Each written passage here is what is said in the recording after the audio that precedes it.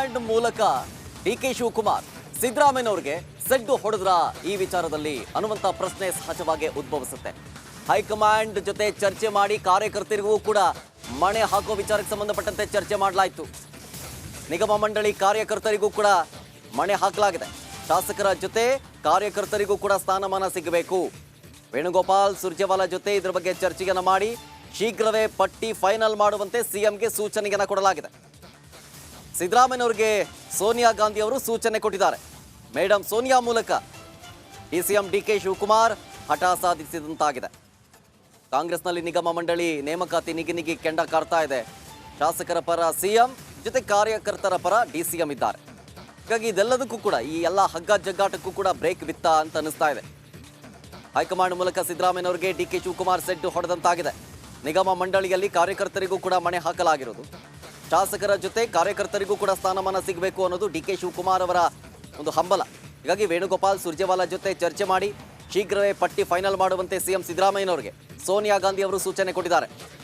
So ಇದೆಲ್ಲವನ್ನು ನೋಡ್ತಾ ಇದ್ರೆ ಮೇಡಮ್ ಸೋನಿಯಾ ಮೂಲಕ ಡಿಕೆ ಶಿವಕುಮಾರ್ ಅವರು ಹಠ ಸಾಧಿಸಿದಂತಾಗಿದೆ.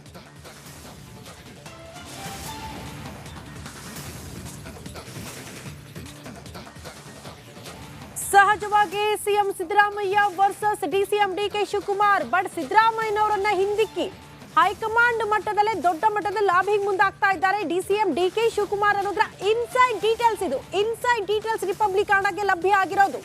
ನಿಗಮ ಮಂಡಳಿಯಲ್ಲಿ ಸಾಮಾನ್ಯ ಕಾರ್ಯಕರ್ತರಿಗೆ ಮಣೆ ಹಾಕಲೇಬೇಕು. ಶಾಸಕರ ಜೊತೆಗೆ ಸಾಮಾನ್ಯ ಕಾರ್ಯಕರ್ತರಿಗೂ ಕೂಡ ಸ್ಥಾನಮಾನ ಕೊಡಬೇಕು. ವೇಣುಗೋಪಾಲ್ ಸುರ್ಜೇವಾಲಾ ಜೊತೆ ಚರ್ಚೆ ಮಾಡಿ ತೀರ್ಮಾನ ಕೈಗೊಳ್ಳಲಾಗುತ್ತೆ. ಶೀಘ್ರವೇ ಪಟ್ಟಿ ಫೈನಲ್ ಮಾಡುವಂತೆ ಸಿಎಂಗೆ ಸೂಚನೆ ಕೂಡ ನೀಡಲಾಗಿದೆ ಅಂತೆ.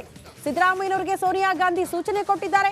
ಮೇಡಮ್ ಸೋನಿಯಾ ಮೂಲಕ ಹಠ ಸಾಧಿಸಿದ್ರ ಡಿಸಿಎಂ ಡಿಕೆ ಶಿವಕುಮಾರ್ ಅನ್ನುವಂತ ಪ್ರಶ್ನೆ.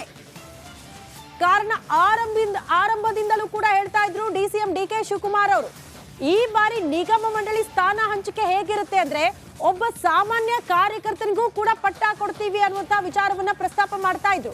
ಆನಂತರ ಸಿಎಂ ಸಿದ್ದರಾಮಯ್ಯನವರು ಅದಕ್ಕೆ ವಿರೋಧ ಅನ್ನೋ ರೀತಿಯಲ್ಲಿ ಹಿರಿಯ ಶಾಸಕರಿದ್ದಾರೆ, ಹಿರಿಯ ಶಾಸಕರನ್ನ ಬಿಟ್ಟು ಸಾಮಾನ್ಯ ಕಾರ್ಯಕರ್ತರಿಗೆ ಕೊಡಕ್ಕಾಗಲ್ಲ, ಹಿರಿಯ ಶಾಸಕರಿಗೆ ಸ್ಥಾನಮಾನ ಸಿಗಬೇಕು ಅನ್ನುವಂತ ಹಠವನ್ನ ಹಿಡಿದಿದ್ರು.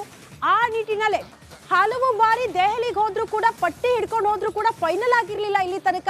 ಬಟ್ ಈಗ ಸಿದ್ದರಾಮಯ್ಯನವ್ರನ್ನ ಹಿಂದಿಕ್ಕಿ ಹೈಕಮಾಂಡ್ ಮಟ್ಟದಲ್ಲೇ ದೊಡ್ಡ ಮಟ್ಟದ ಲಾಭಿಗೆ ಮುಂದಾಗಿ ತಮ್ಮ ಹಠವನ್ನ ಸಾಧಿಸಿದ್ರ ಡಿಸಿಎಂ ಡಿಕೆ ಶಿವಕುಮಾರ್ ಅನ್ನೋದು ಪ್ರಶ್ನೆ ಆಗ್ತಾ ಇದೆ.